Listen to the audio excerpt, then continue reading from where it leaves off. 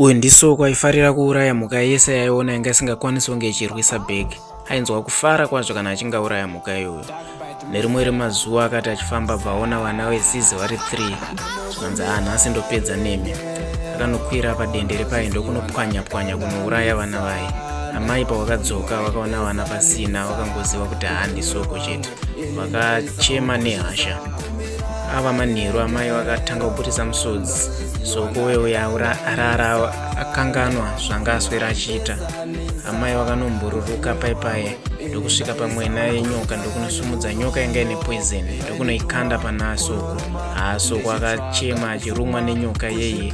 Poison yakazara mumuviri maSoko. Soko ndokuzopedzera adonha paipai. Kwakaedza.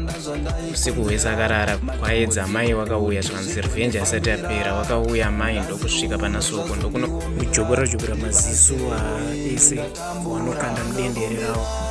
Soko angorara kungodimba kuti akaenda afa achakwanisa kusvika.